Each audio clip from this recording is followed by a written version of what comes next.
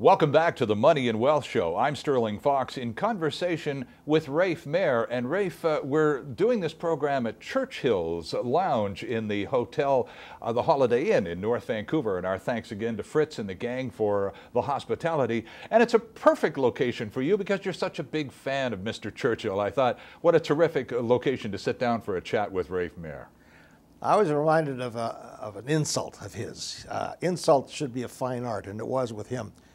He once said to Mr. Baldwin, who was the Prime Minister, Churchill being on the government side, but very much against Baldwin and the cabinet, he said to the Speaker, Mr. Speaker, when I was a little boy, the Ringling Circus came to town, and I wanted badly to see the Boneless Wonder. And my parents thought that was far too hideous a sight for a young lad like me, so they didn't take me.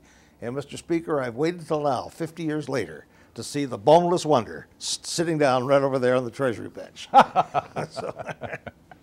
Well, I was hoping you might have a pithy Churchill memory for it. How pithy it is, but it's true. Well, let's get you to put on your environmental activist hat for a few moments here, Rafe Mair, because the federal government recently nixed the development or further development of the Taseko mine up in the interior of British Columbia over the wishes of the BC government to the tune of $850 million in additional developments. The Fed said no, there are too many economic risks to take. What did you make of the federal decision? Well, they also took into account the First Nations concerns, which is, I think, very, very important. Sterling, we've got to do a long, hard think as a society. We can't always say jobs trump the environment, because that's what happens. Even when these things are turned down, they're retooled, and they come back, and the mayor of the local town or whatever it is that we need the jobs, jobs, jobs. If jobs trump the environment, then we might as well all go home and just let the place go to pieces like it went in Russia and places like that. I think we have to take into account what, I'm not a religious man, but what God gave us. And I think it's time we start to think about the obligation that poses on us for our children and our grandchildren. And I hope that decision sticks. It was taken on environmental grounds, not on economic grounds. I think that's the way it should have been taken, and I'm pleased that it happened. But I'll tell you what it does. It puts us in a pretty interesting position vis-a-vis China and the United States. We are now the United States' largest supplier of oil. A lot of people don't know that. China needs a lot of oil. They've got nearly it's over $6 billion invested, I think it's with Sunoco, in the tar sands where the stuff is coming from. Right. Now, if that pipeline doesn't go through, that's going to put the cat amongst the pigeons. But it's hard to imagine how it can go through when you consider what they've done to Fish Lake. I mean, Fish Lake is obviously one tiny little thing compared to that pipeline.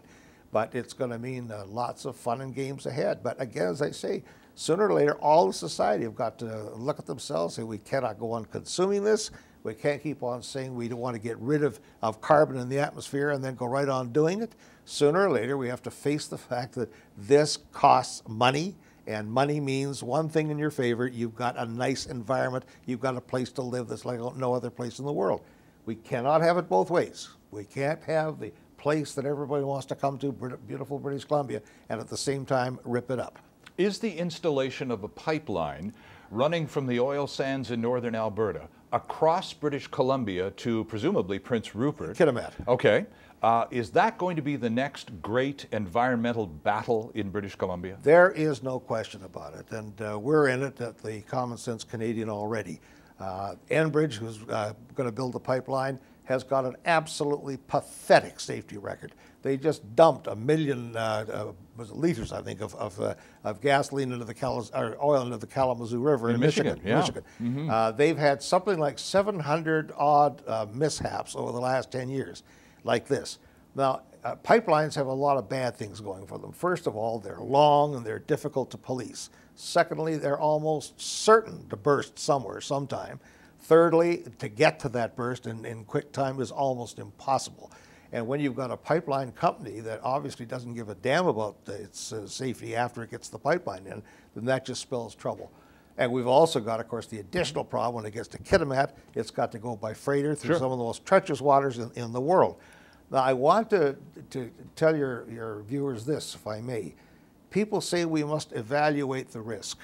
Well, think about that for a second. If you've got a gun with 100 chambers in it, and you decide you're going to put it in your head and pull it once, well, now you can gauge how much what the risk is going to be. If you say, I'm only going to do it 100 times, well, at least you can figure out what the odds are. If you say, I'm going to do it forever, I'm never going to stop doing it, then it's no longer a risk, it's a certainty. And the other part of that is if all you had was a marshmallow in there, well, of course, the risk it may happen almost instantly, but you wouldn't care because it wouldn't hurt. So the damage and the risk of that happening are not risks at all. They are certainties. The only question is when it happens and how big it is. Rafe's environmental activities can be found on the web at the Common Sense Canadian, or the address is thecanadian.org. And you've partnered up with a filmmaker named Damien Gillis, and you're touring the province with videos and speeches. He is unbelievable, and people will look up that website and see the stuff he does. He has become internationally famous at the age of 30 years of age. He's the same age as my oldest grandson, for goodness sake, and we're partnered. I have just nothing but great things to say about him. He's got great instincts. He's a brilliant person intellectually, and he's also a hell of a good guy to go out in the hustings with, good speaker and so on. And I'm very happy with what we're doing. All right, and if you want more information on Rafe's environmental activities, just go to thecanadian.org. Rafe, thanks so much for coming in. It's great to see you again. Always my pleasure, Sterling. And we'll keep in touch. And boy, this is not going to be a boring time in British Columbia's economy or political landscape. You got that right. We'll be right back.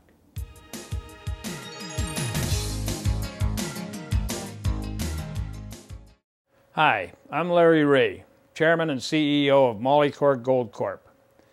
Our major project in Nevada is magnesium. We have a 43101 resource of 52 billion pounds at $1.30 a pound. Do the math.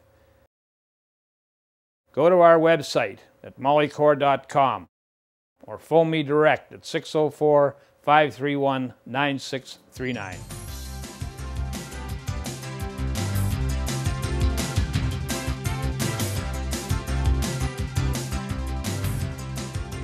Tax Tips with David Ingram.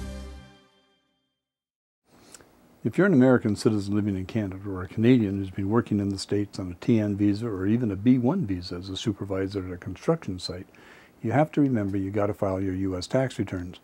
Now, on September the 30th, 1996, President Bill Clinton signed an act that gave the IRS and the INS at that time permission to look at each other's files to make sure that people with visas were filing tax returns. Unfortunately, that didn't take effect for a long time, but on March 23rd, 2009, it did.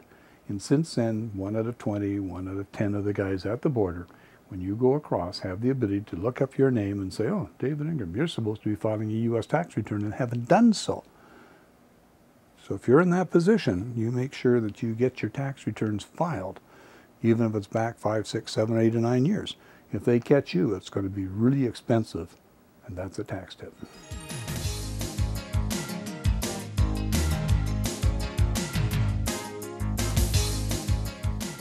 And that's our program for this week. Our thanks to David Ingram and to our special guest, Rafe Mair. And thank you for joining us. If you have some thoughts about today's show that you'd like to share with us, please send us an email to comments@themoneyandwealthshow.com. I'm Sterling Fox. See you next time.